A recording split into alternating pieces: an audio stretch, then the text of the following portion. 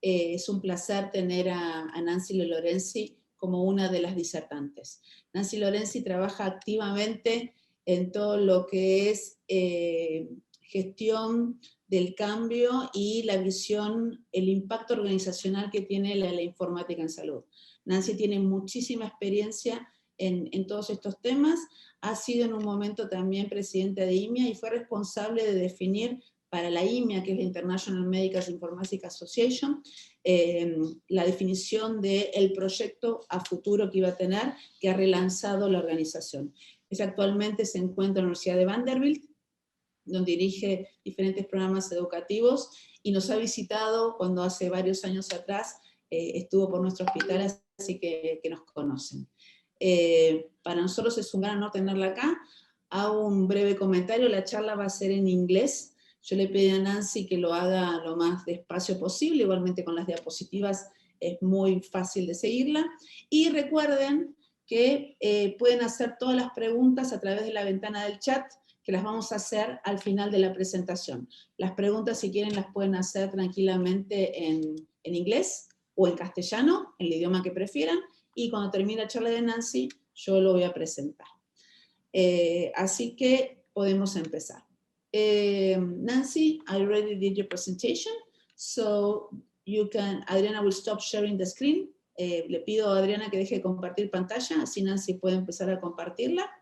So once the screen is all yours, you can start with the presentation.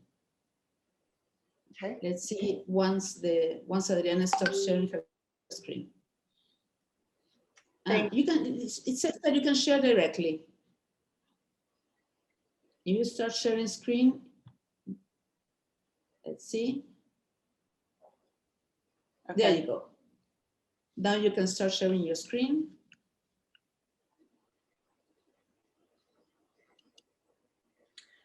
Okay, are we good to go? Yes, the presentation is all yours. Okay, thank you. So hello to everyone. I'm here today to just give you an overview of a different part of informatics. And 1 second, this was working a minute ago.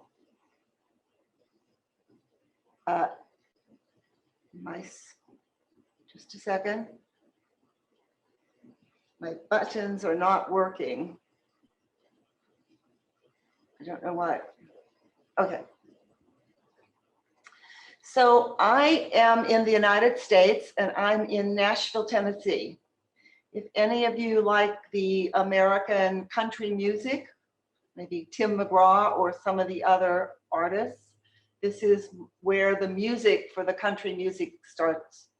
So I've painted us in orange on the state, and you will see that we are in the southeastern section.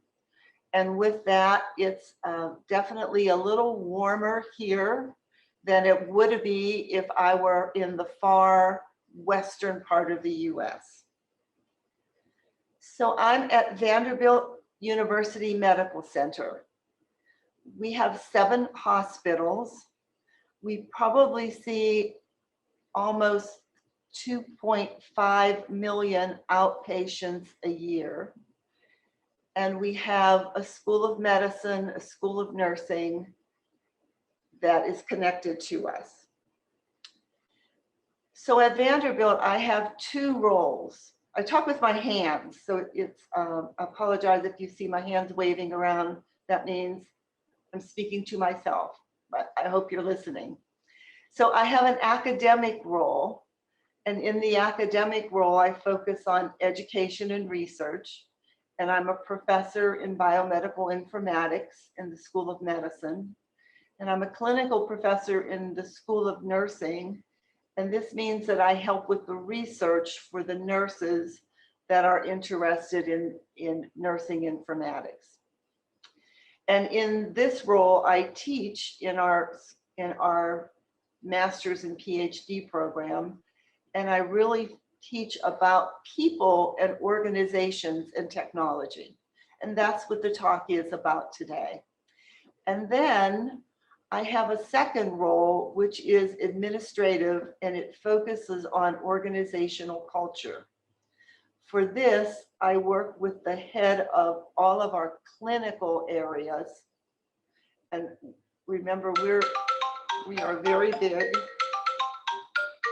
Sorry.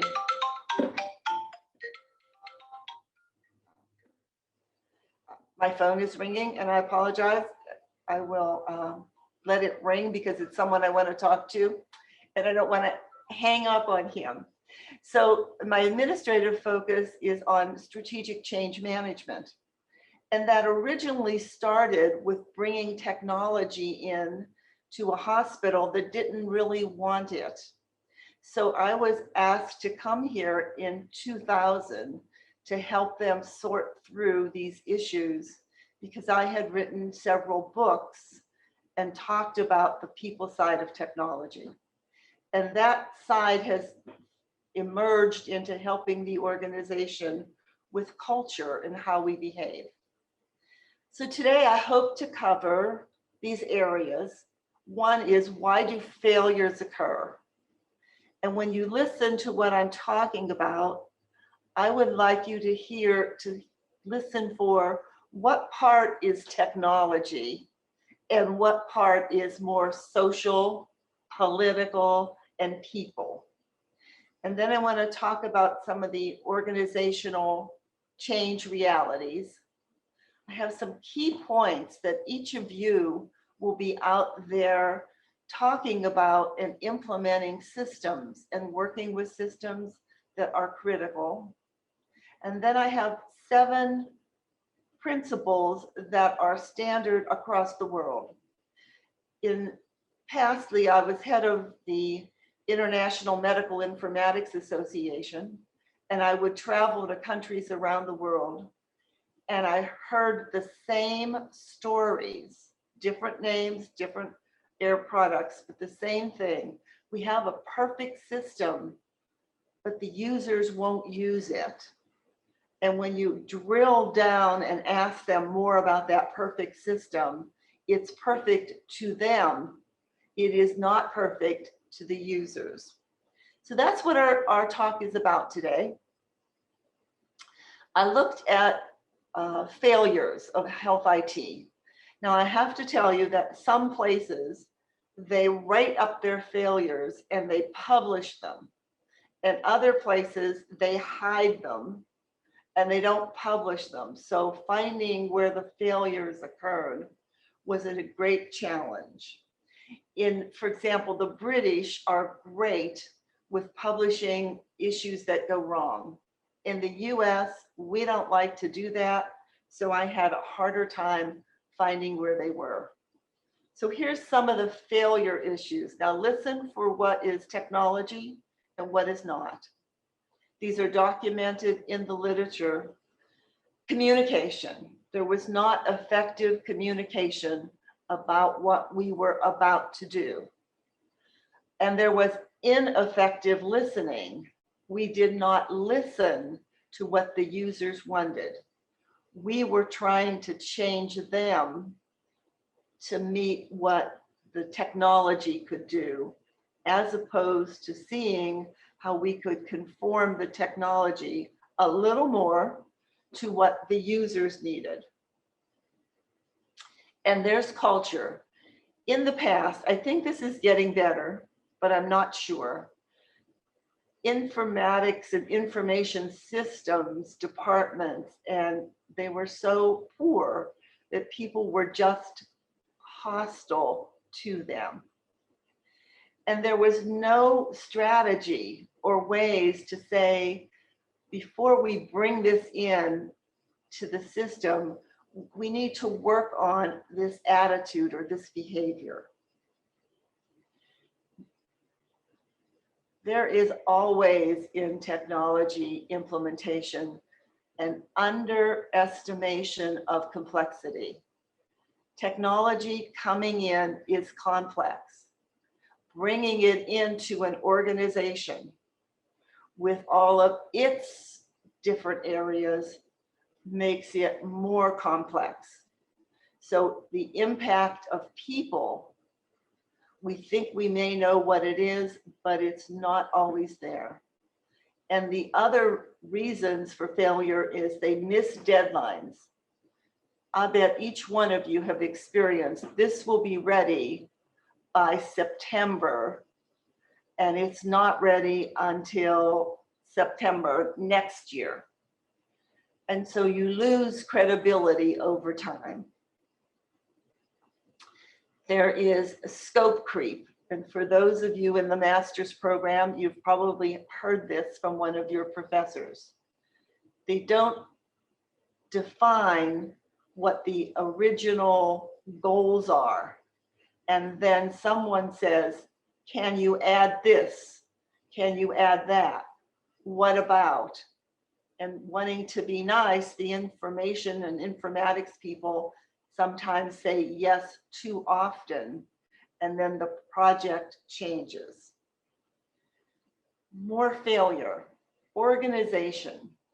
The organization just wants the change. They aren't sure what they're going to do with it.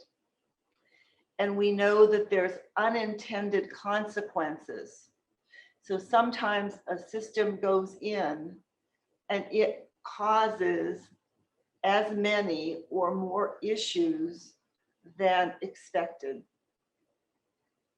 Next, and this one is interesting, they think they have a problem in the organization. They know what it is, but they don't want to address the problem. They bring in a technical solution that thinks the problem would go away. So this one in particular came from the London ambulance service. And in London, the ambulance service was centrally controlled and everything came in. They would write where the ambulance needed to go and have a person run that piece of paper over to the appropriate place. And there were issues about that process, but there were people issues between. So rather than trying to deal with the process and the people, they built an entirely, they purchased, I should say, not built, they purchased an entirely new system, taking the lowest cost vendor, and they installed it. Now, I would like you to think about how long that system lasted before they shut it down. And if you said less than 1 day or 2 days, you are right on target. It did not make it to day 2. So that was trying to fix something before, but with technology. Then we also have situations where the leaders of the information or informatics department are so technology oriented, they do not worry about the people. So they love the technology. This is brand new. This is cool. This is exciting. And yet they forget that they're not the only ones that need to use this. There's a poor procurement. How do they buy this? They may take the low bid. They may not have a good assessment process. All of these come along with technology, training. There's inadequate or poor training, and the timing is too early and too late. I was at a hospital, not mine, a long time ago where they trained everybody 6 months before a new system came in. And that system that they were purchasing went out of business.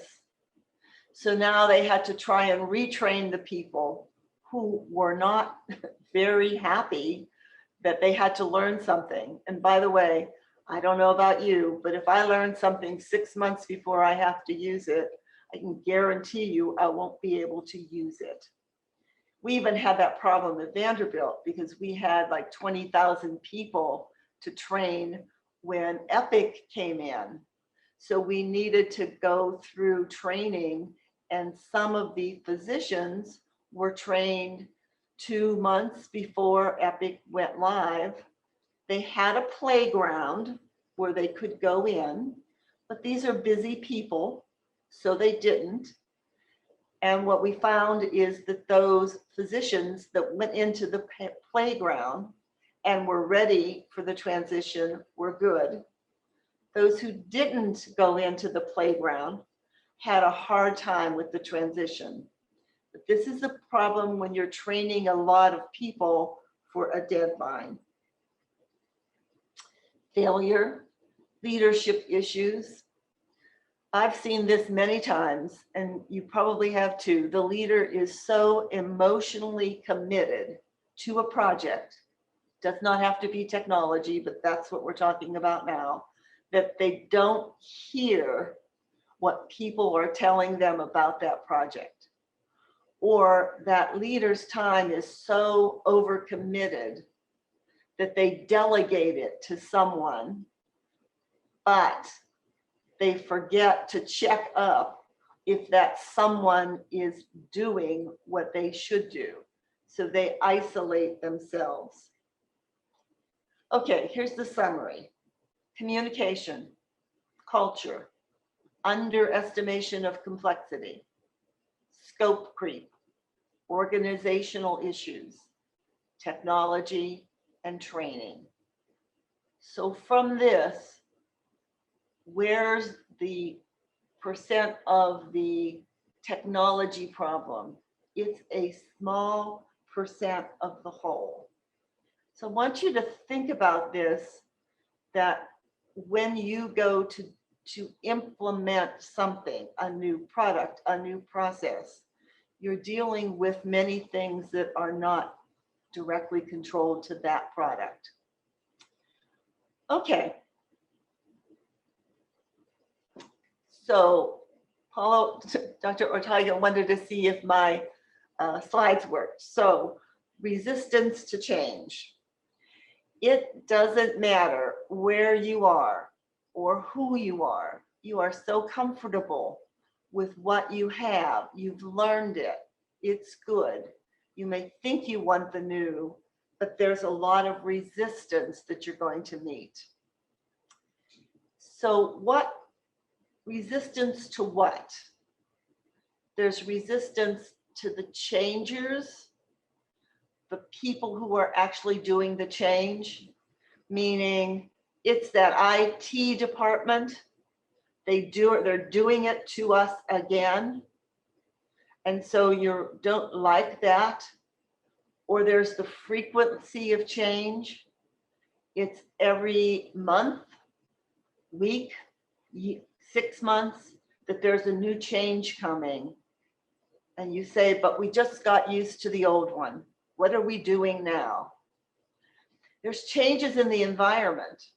So there may be some government rule that comes along that nobody likes. But you can't you can't fight this giant organization that's called the government, but you can fight a change. So sometimes the environment, the changes, whether it's how process get done, how you have to report things, whatever, there are changes in the environment that then people don't like. They take it out on you or information. There's organizational changes. Someone else is named in charge of something and they want to start over again. And then there's false starts, meaning let's put this in. No, it isn't working. We'll take it out. We'll work on it for a while and then we'll bring it back. And finally, there's resistance to a specific IT implementation. We saw a lot of that when the electronic health record was first coming into hospitals and medical centers. It was like, we don't want to use this. We had a number of physicians that were retiring. They were at retiring age, that they were not going to deal with this particular issue. So there's resistance that you, as informatics professionals, need to think about as you're moving forward. So I had two interesting examples by people that were in my class. They are both MDs, and one is in a hospital not connected to where I am. And he stopped by to visit, and he was saying, I'm living your work. I'm informatics trained, and I thought I would be doing all these things, but I'm living your work with the people that I work with, adopting change, understanding it, listening to them.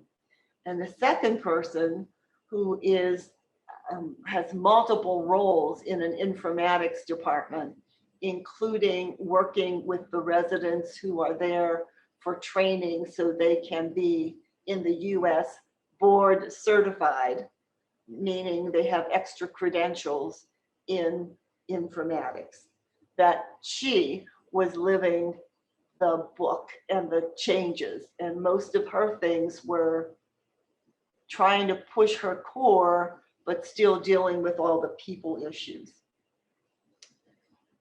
So this is something I'd like you to think about doing when you're going for change.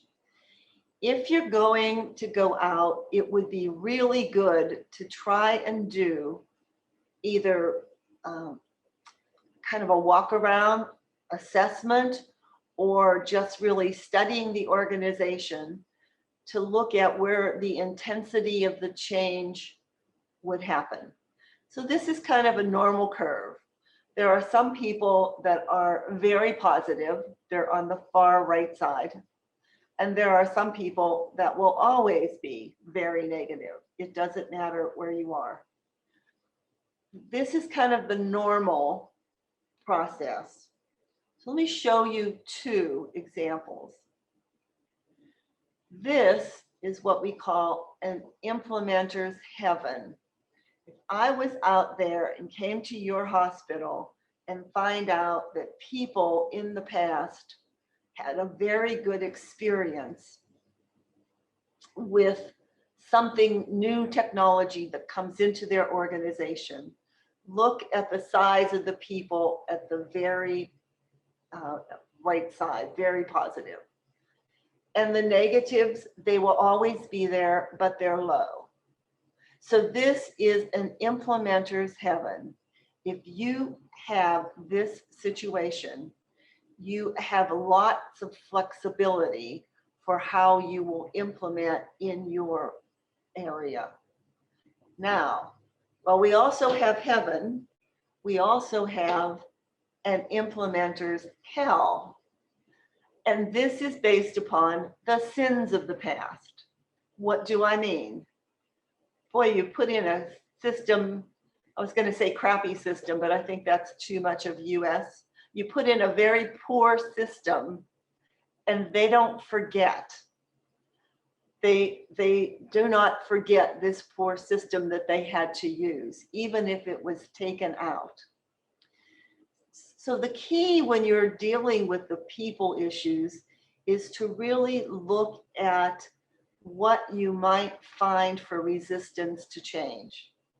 When we were implementing a new system at Vanderbilt, I did go to the people who were very positive, started with those people and looked at it. There were a few people in our medicine department that would probably take any kind of technology, but we started with medicine, and then we were going to go general medicine, and then we were going to go into the medical specialists and running into some resistance.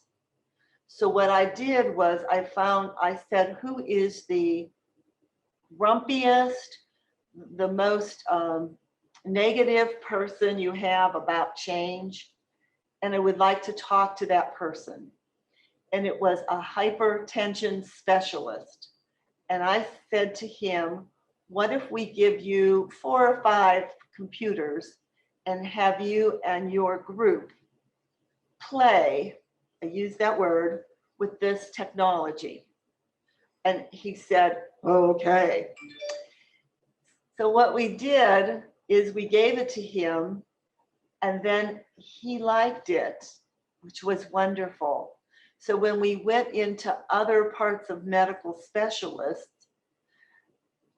we said, what if Dr. X likes this? And they said, if he likes it, we like it.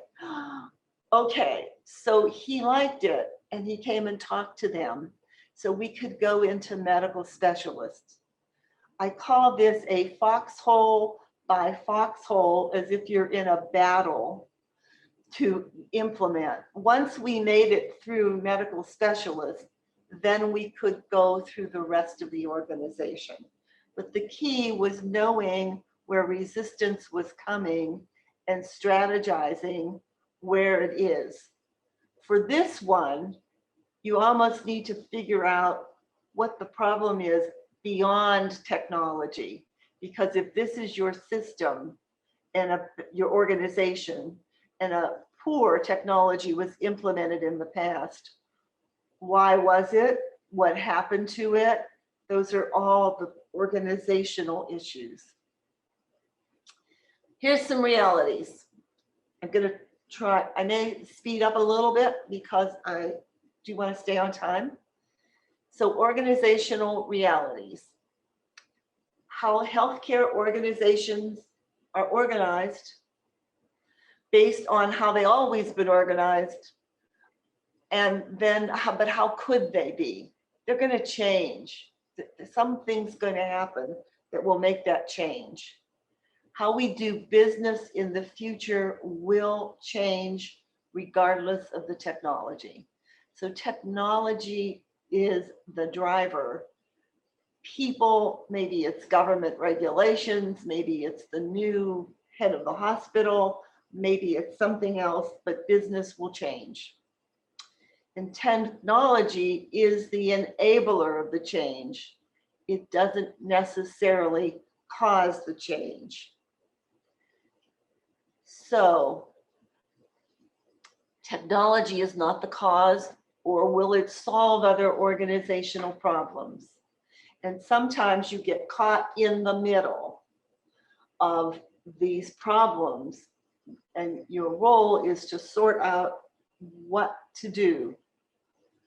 You have to attempt to support the organization's mission. And technology has to be realistic and look at the work patterns. To bring in a new technology that is totally different to the work patterns would be impossible. So here's some key points to keep in mind when you're implementing a new system, or sometimes it's harder to replace an IT system because they were used to all the old system, and bringing in something new is change. I'm take a sip of water. Okay. So this is Reed Gardner, who was at the University of Utah. And one of the things that he said is the success of a project is 80%. Just listen to that, 80% dependent on the socio-political skills, and 20% or less on the hardware and software. This is known, but sometimes in our training or what the students want to learn, they want to learn the cool, the new, the exciting, programming, coding, AI, all the stuff. And it's like they forget about the people, but when you go to implement whatever it is, it's the people that will either help you get through or take you down. So these are basic concepts. Now, I know when you're learning all the technical things in informatics, some of these sound so practical and so like, well, what's new about that? And I say to you, if it's so practical, why don't we do it? Why don't we get it right over and over? We make the same mistakes. So a new system is more than just hardware and software. It's the people and organizational considerations. And I'll bet if you in your classes start thinking about what systems are not 100% positive in your environment, you're going to find people and organizations are more the driver of why than the technology. And a significant new system requires culture change. We had that at Vanderbilt. We went from a system that we designed starting in 2001 until 2017, when we needed to replace it with Epic. And even though they complained about Star Panel, the original system, they hated Epic. And it took some time to get over that particular, oh my goodness. So that's the culture change. And here's another key one that you have to keep in mind when someone is biting you because they're upset. People are often willing to change, but they resist being changed. So think about those of you who have children and you want that child to do something different. And they may want to do it also, but they don't really want to do it your way. So they're resisting you as the parent.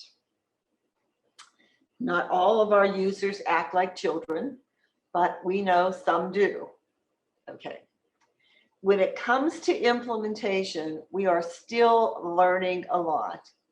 And I love this iceberg picture because what we know and see is at the top. But sometimes as we're implementing, there are things we need to know, but we don't. And those are at the bottom. And this is where, if you aren't paying attention, that you run into problems. So think about, I'm taking you through, you're out after your course, you're through, you're graduated, and now you're responsible. You have to be starting to think about what does that iceberg look like under the water. That's the whole point of my talk. Here's a key point, and this is so true. Motivated people can take the mediocre, the worst system, and make it work fairly well. We've been doing it for years. Some of the technology in the past wasn't there. When I first started working on a project that we called IAIMS, Integrated Information, there was nothing in the Apple world.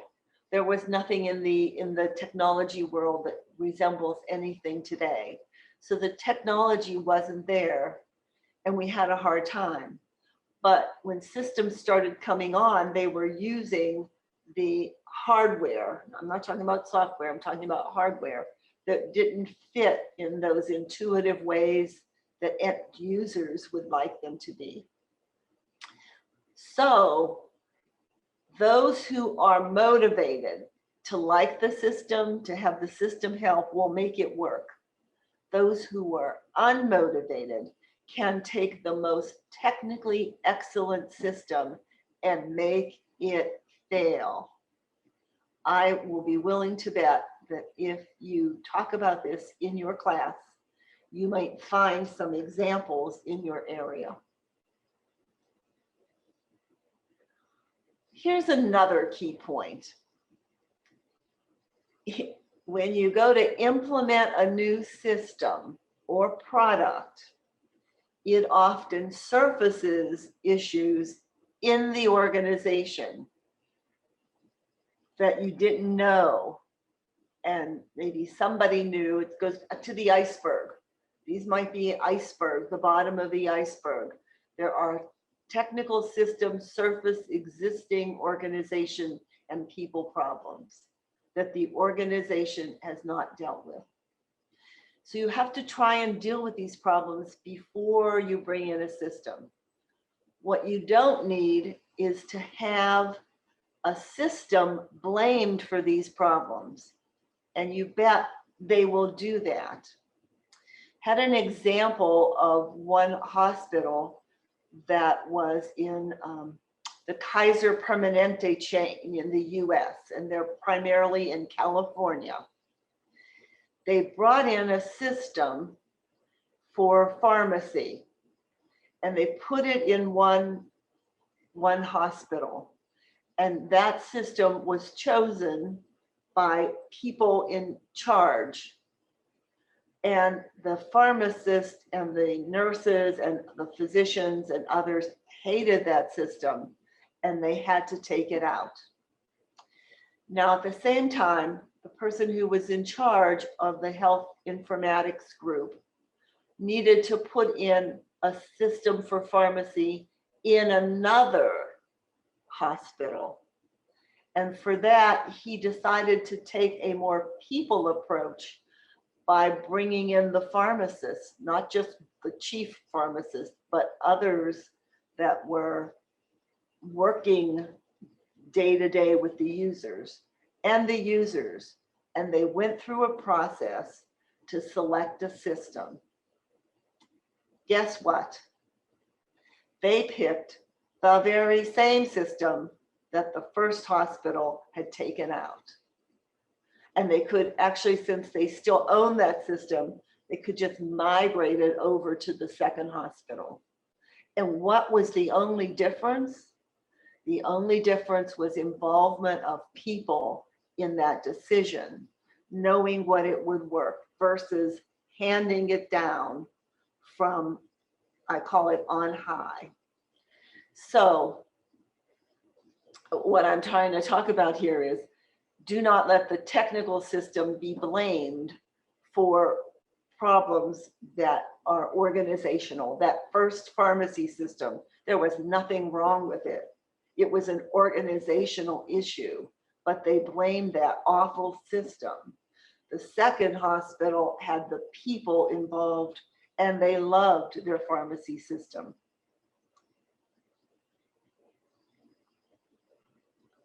Okay, this is my last, and it's the 7 principles that are going to come along. This is a cover sheet. I will go through each principle, and one is assessment.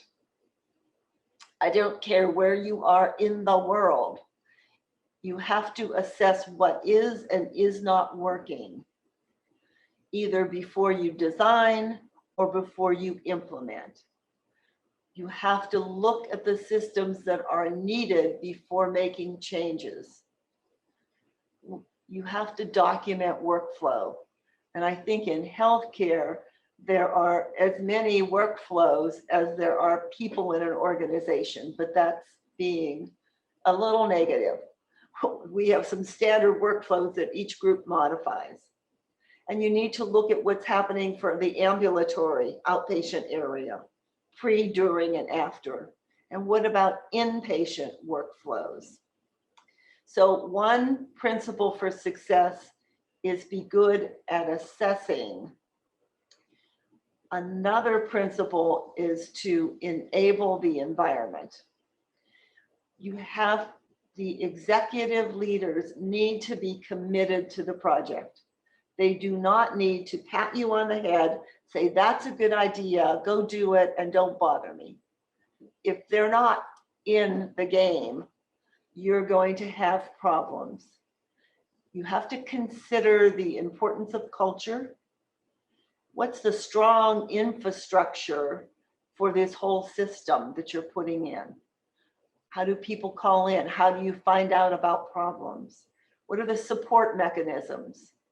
I think the first day that Epic went live in our place, they had something like 8,000 help desk tickets. Well, that told you that the help desk was overrun and we didn't have enough support mechanisms or boots on the ground to help people. Another success principle is to engage. I've talked about champions a lot, but now Champions has emerged as one of the critical things when you're implementing. And if you're implementing in a clinical environment, which is what you're doing, you need the physicians, you need the physicians, you need the physicians. The nurses are good, they will always be good, but the physicians become your champions in their environment for their clinician fellows. You need to engage the clinical staff early and continuously. There are different physician populations. So I don't know about in Argentina, but in the US, you can tell the types of physicians that are in the emergency environment versus the physicians in the dermatology environment versus the trauma physicians, etc. One of my examples from last year with the pandemic is I was asked to write the plan for the taking care of people, or what we would do during the pandemic. And so I went through all the literature, not for pandemic and not for viruses, but for what happened sociologically and psychologically in past pandemics. Now, well, being in the academic world, we're always ready to have people say, what about this and what about that? And did you consider? But I had forgotten that the two people that were in charge of asking me, one was a trauma surgeon and one was an emergency medicine physician. So when I gave them the plan, they said, okay, let's run. So I was going, but what, but. So the thing is, you've got to understand that there are different physician populations and how you approach them may be slightly different. The same core message, but slightly different. And you need to develop effective involvement mechanisms and structures.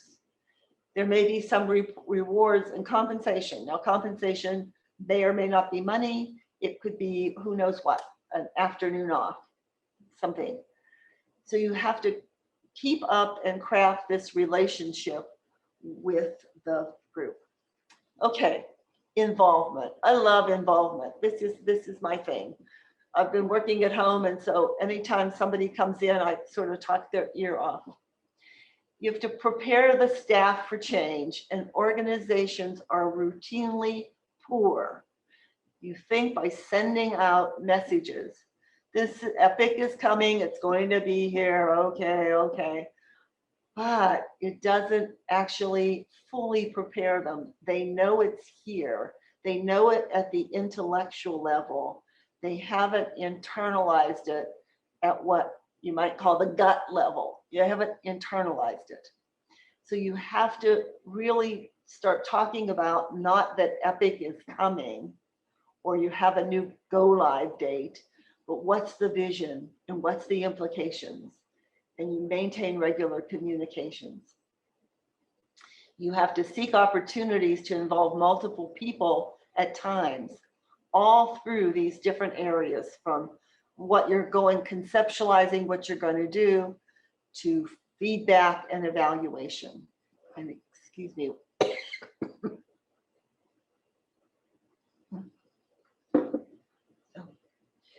The next one is you have to demonstrate value.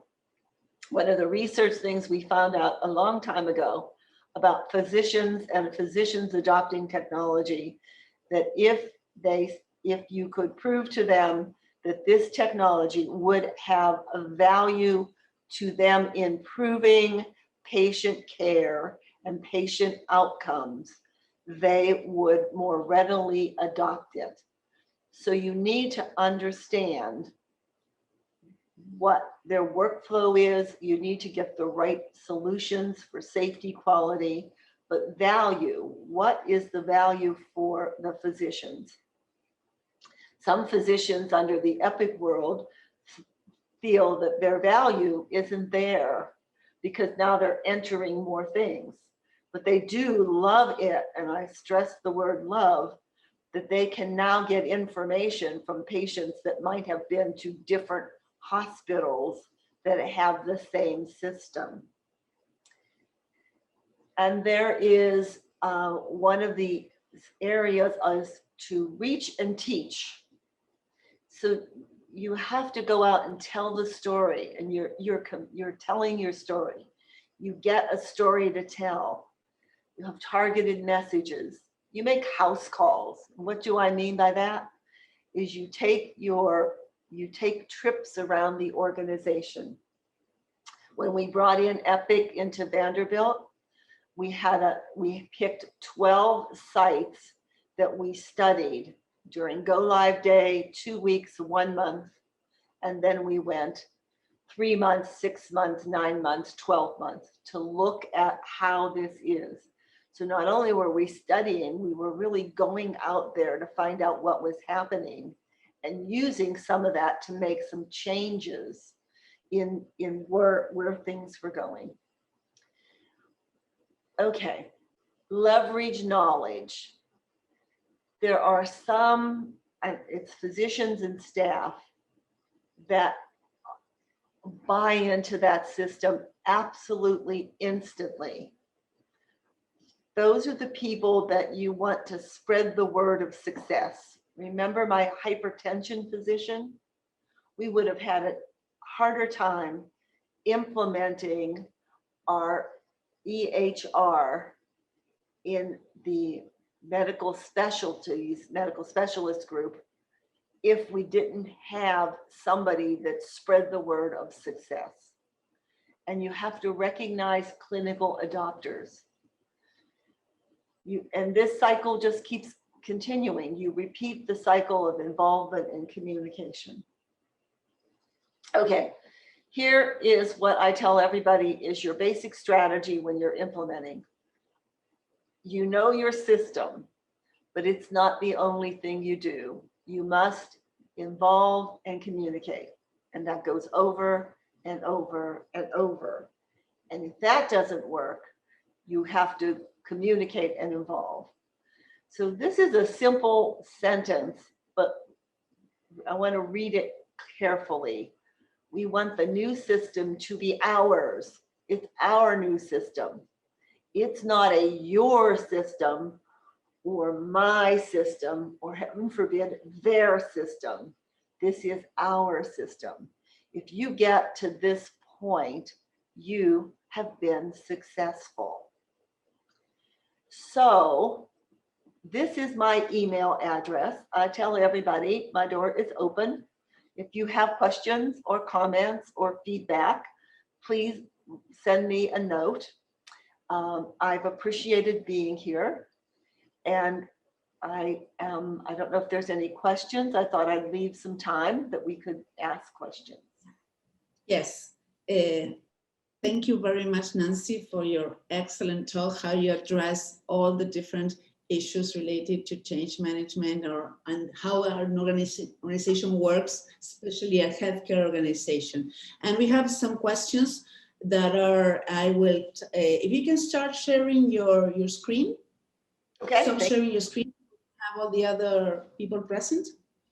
So far we had 124 people in the room. So that I didn't want to tell you that before, so you didn't get nervous. But right now we have 122 people listening to your talk.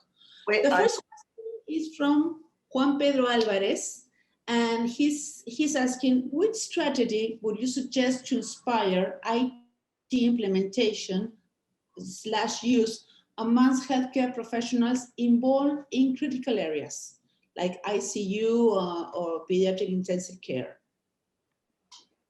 So let me see if I can clarify the question. So we're saying we're bringing something new in, or there's something there that they're not fully using. Is that clear? What strategies? No, I mean that I think the question orients basically to people involved in critical areas that might be different from the other people working in other areas of the hospital. Okay, I would listen to them. I would go in and actually try and observe. I would ask for permission to come in for observation and I would listen to what they had to say, why they liked it, why they didn't like it. When I gathered data, it's all data gathering, I would then look at the data that I've gathered to see where might be, I'll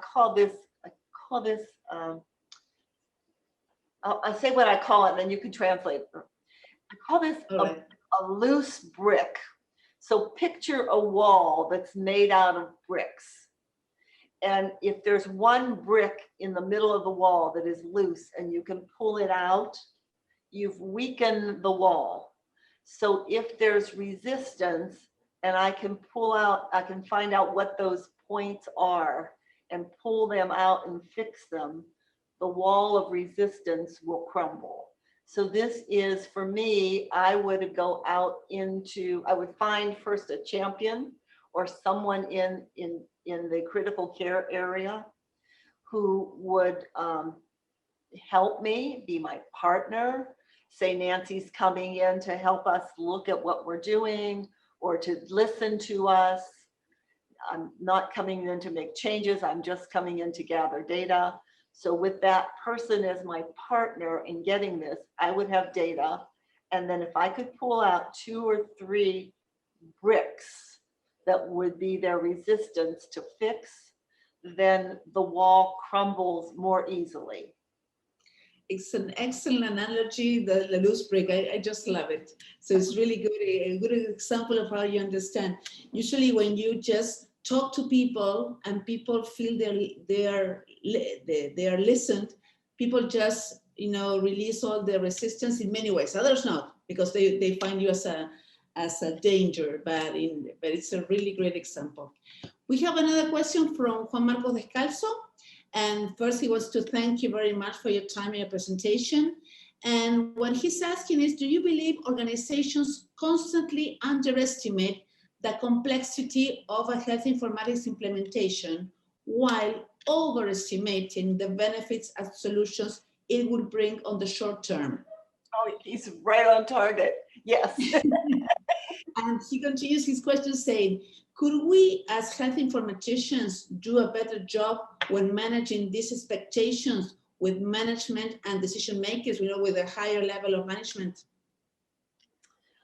So that's the answer is yes, I agree with what the question is, that both about underestimation and overestimation.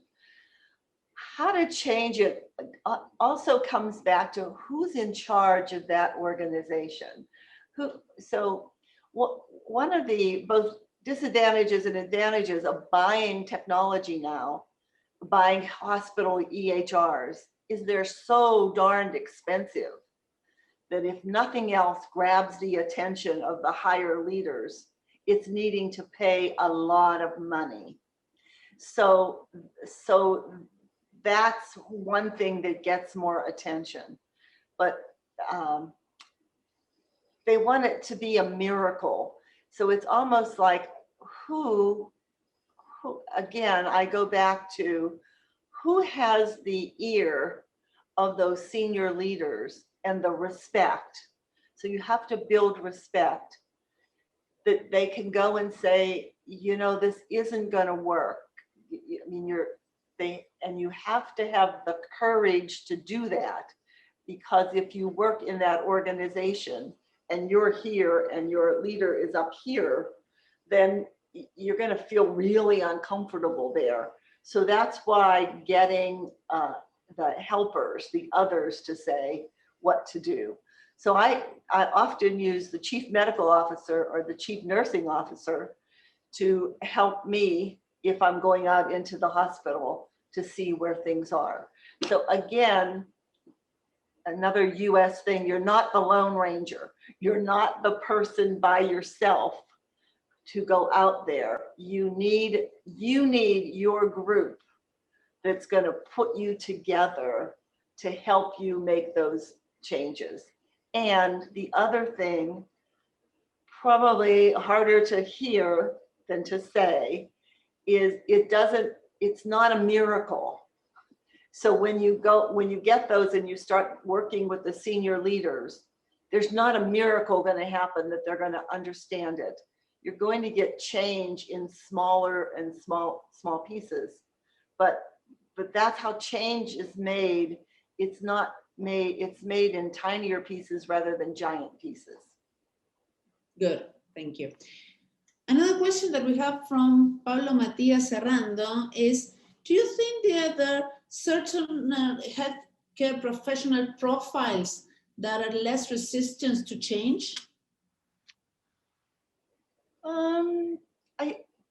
There are probably some. I have my own. I don't think it's in the literature, but I have found that like some people in the general medicine areas are more welcome to change, and emergency medicine physicians are more welcome to change. I mean, they see so many people, and they're really. I wish I knew that question was coming. I was the one in the emergency department for like about 5 or 6 hours before go live, and I saw all the physicians standing around and the nurses standing around. And the minute go live was there, they didn't pay attention. They just went right to those computers. They were looking at patients. They were on it. And yet for some other people, they weren't. So I think ED physician, the emergency physicians are one group. The other way back when, I tell my students the dinosaurs were running around when I did some of this, but that's because I could tell age in dinosaur years. There were some groups that were the hardest to get to. So we did what is called the Rogers diffusion curve, early adopters, middle, and the laggards. And the laggards were ophthalmology, orthopedics. I thought they were all the O words.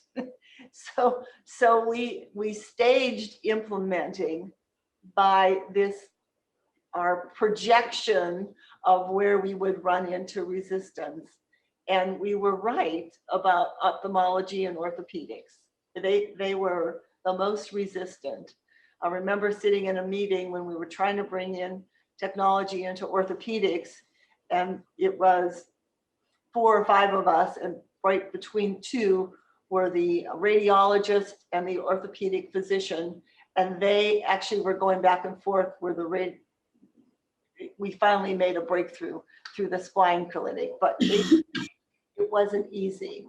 Once you get through that, then it's harder. And I see Daniel there, popped up on my screen. Yeah. So I think I'm standing between you and lunch. But yeah, we have 2 minutes more to go, and I have one last question.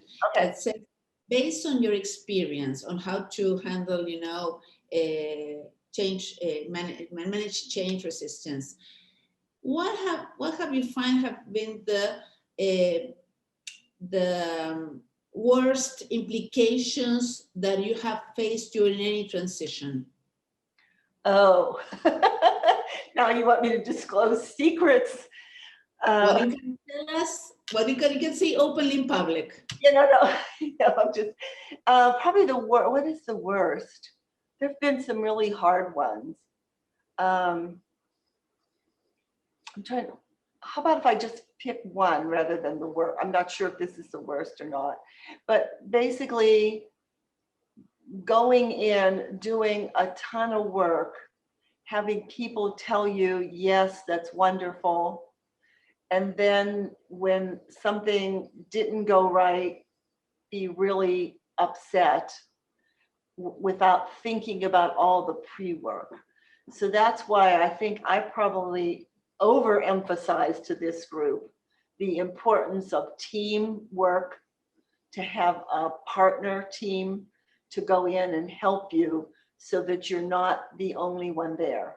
That would be, I think that was one of the lessons I learned, that we try to do something and then you have to back away and then coming back in. Anyhow, I'm not sure if that's a good answer, but basically. Really good. We have a couple of a comment, and then the last question, because we are right on time.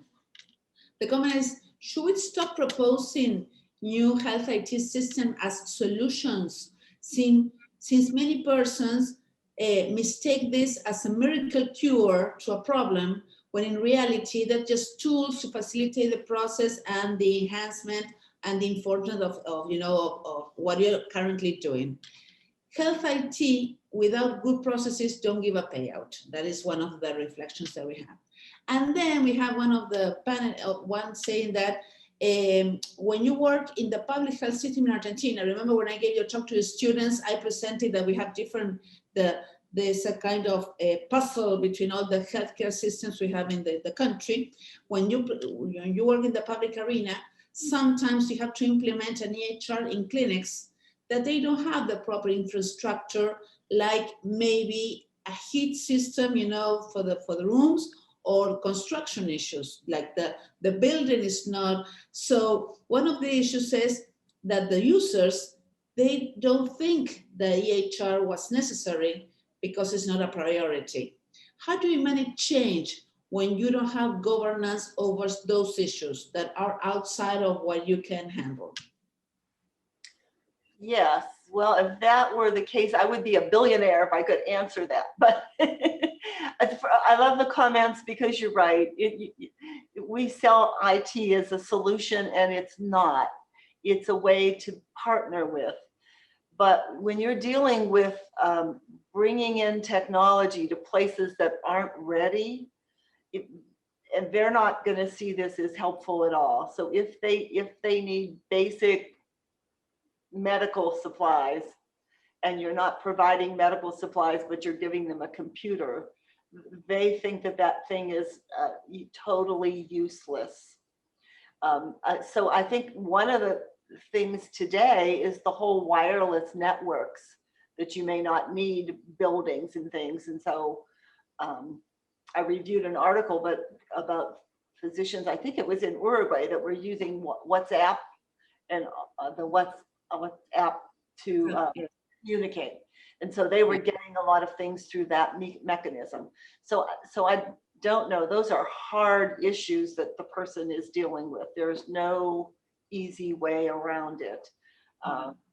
If there was some way to show value, go back to one of the 7 principles, how in that environment could you show value for having more information or having access to physicians or others that could help you? But so you'd almost need to go through and take those 7 principles and to say what's value to that place that doesn't have a building or something. Good. Really, yes, the questions are hard to answer. And one last question, and then we close the session. Magdalena Covelo is asking, what about people that are afraid to be controlled through or the implementation of IT in their daily work? Because some people, think that they might be controlled by that. How do you address that challenge? That is a problem. So basically now with the IT, you can count and look at every keystroke. And one of the things that we found here and all over is that people are because of privacy, they're in medical records they should not be in. So Vanderbilt probably terminates 5 or more people a year for privacy violations. So the issue is there is more control if the organization wants to take it.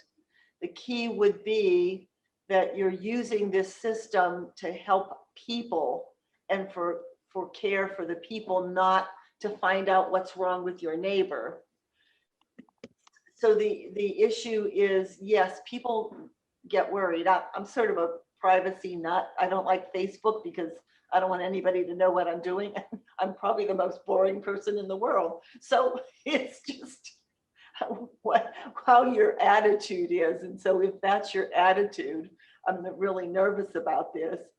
And given the privacy issues, there's a lot of things to be nervous about today. I don't know if these are good answers, but they're hard questions. No, I know. Well, because your talk is somehow made us all think about that. But what you're saying, it's really good because sometimes people feel a lot of concerns about IT, health IT implementations, but they don't have any problem sharing all your private data, you know, social media and that kind of stuff. So it's really, it's a good comment. So we have no further questions. We're right on time. As you said, we're standing between people and their lunch. So once again, we are really glad to have you here, and you've been, it's been such an excellent talk, and we are planning to maybe see each other in some meeting in the near future. But once again, thanks to the pandemic, we were able to have you here with all our students. And once again, thank you very much. Thank you. Thank you for inviting me. I always worry about when I talk to technology people about people that they go, oh, those are those squishy things. It was one more quote. There's a book called Martian Chronicles by Ray Bradbury. Mm-hmm. And what the people are living on Mars, and they say Earth would be an engineer's paradise if it wasn't for all the people. And I've converted that in informatics would be a paradise if it wasn't for all the people. Enjoy lunch, and thank you so much for asking me. I will see you, Paula. All right, great closing remark. Thank you very much. Bye-bye.